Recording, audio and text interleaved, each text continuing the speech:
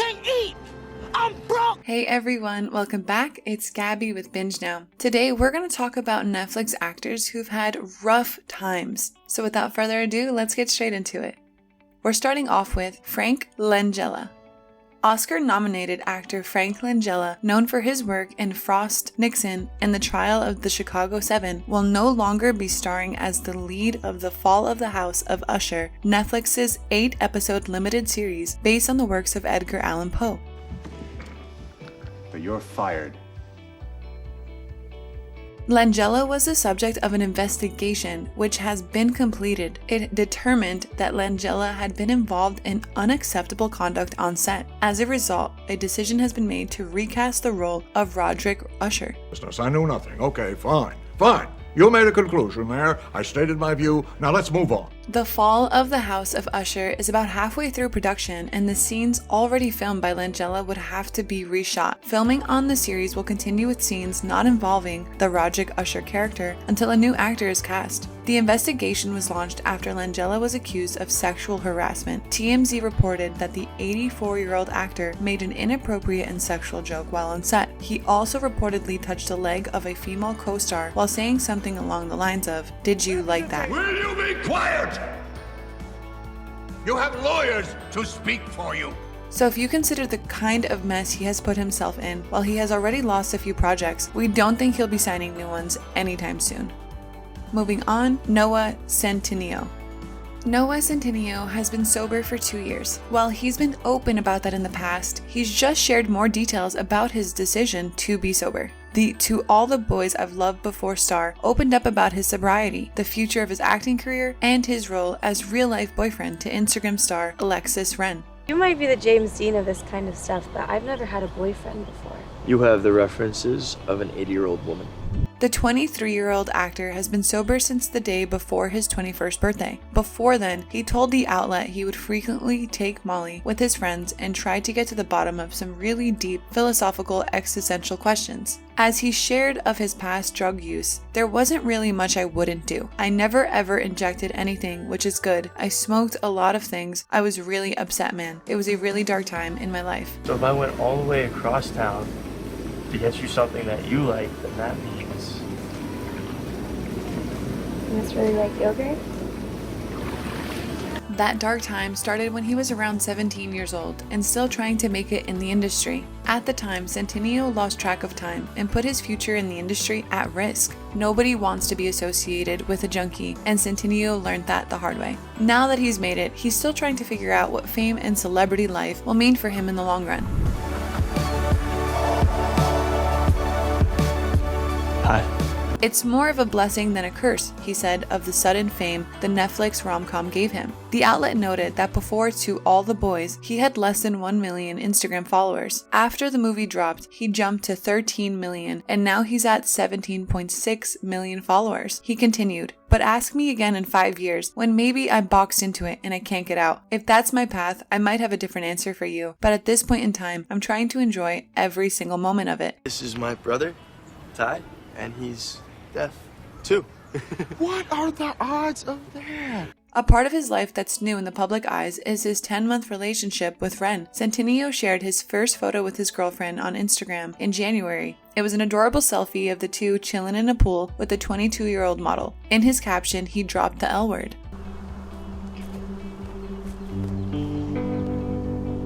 Just never fight again, okay? The star revealed in his interview that he and Ren met on a hike with mutual friends and discovered they had a lot in common. Now they're in love and in a happily monogamous relationship.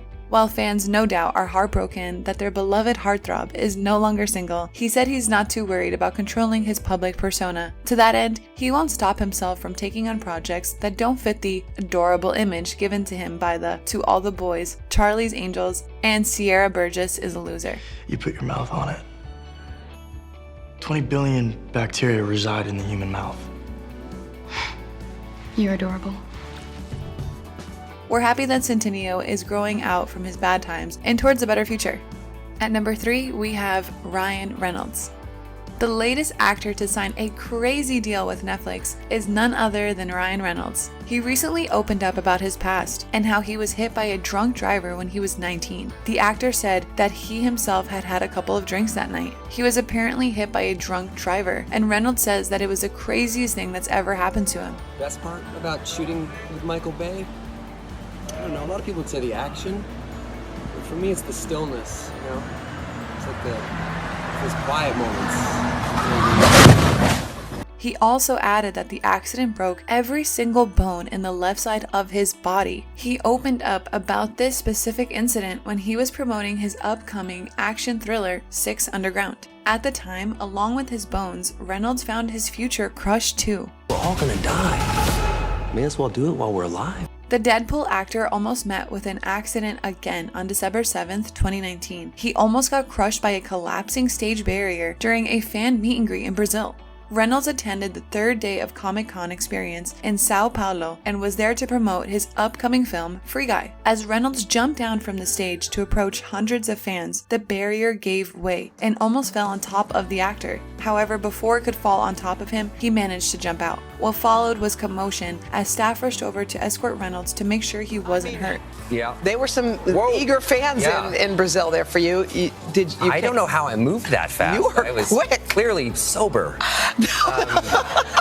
Talking of the deal with Netflix, The Adam Project, a time travel adventure, jumped straight to the 3rd spot on the streamer's list of all-time best debuts. It made a massive opening with 92.4 million hours viewed in just 3 days. We can't wait for what's more in store with this actor. You go to Franklin Middle School, where you've been suspended 2, maybe 3 times for fighting, which is ironic because you can't fight to save your life. Hawking! Zip it!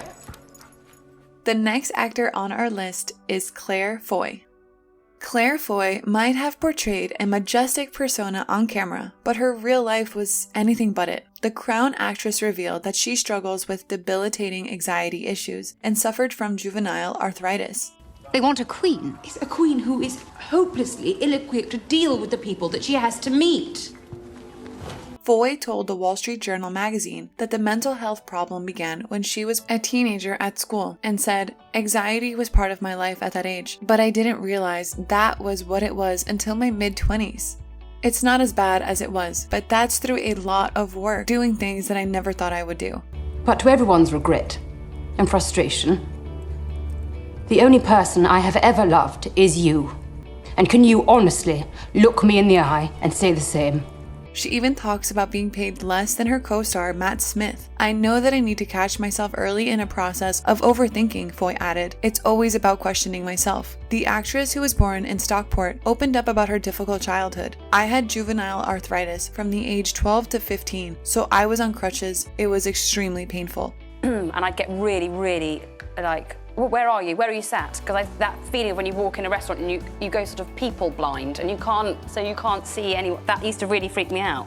Reports claim that she was paid back, which is said to be the difference between her and Smith's fee. However, Foy said that this was false. False.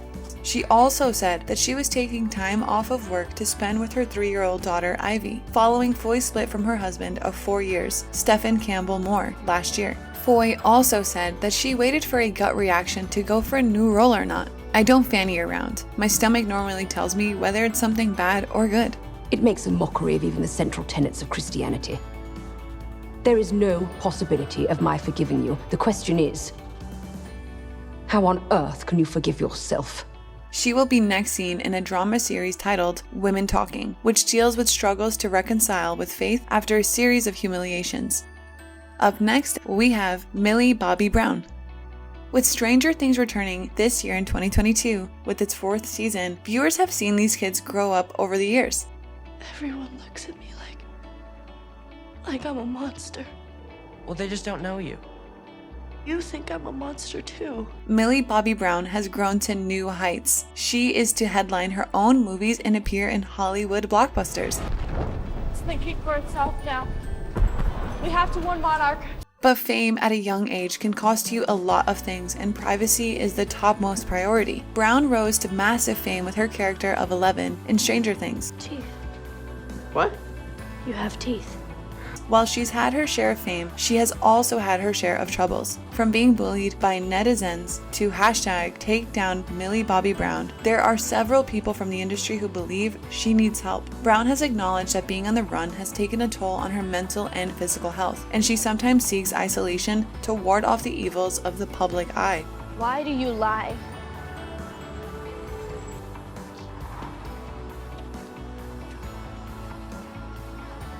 I dump your ass. Brown is one of the most followed teen celebrities with over 46 million followers on Instagram. Lastly, let's talk about Jason Bateman. The Ozark star is best known for his humorous television and movie roles, but life wasn't always so fun for Jason Bateman.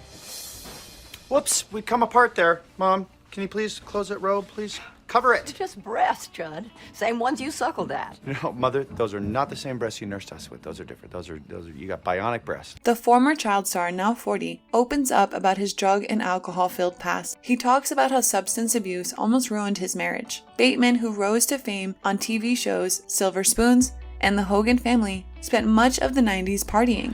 Good evening, Miss Summers. Good evening. It was like risky business for 10 years, Bateman said. My parents were out of town. They left me a bunch of money, the car, and the house, and I didn't know when they were coming home. I'd worked so hard that by the time I was 20, I wanted to play hard, and I did that really well. What do you want to hear? You know, people who drive trucks full of cash onto scales to weigh it because there's too much to count, they don't exactly have a code of ethics that they adhere to. We're not going to the police. The Arrested Development star continued his hard partying lifestyle even after marrying childhood sweetheart Amanda Anka in 2001. But after he came home late one night, Anka finally gave the actor an ultimatum. While his wife took a planned vacation to Mexico without him, Bateman took the first step to recovery with an Alcoholics Anonymous meeting. If not for his wife's efforts, Bateman's addictions would have led him into a sinkhole. And if I want to put all $7,945,400 into a hot tub, get buck naked, and play Scrooge McDuck, that is 100% my business. Now where's my money? Bateman has not only rededicated himself to his career, but he has also become a father to daughter Francesca in 2006.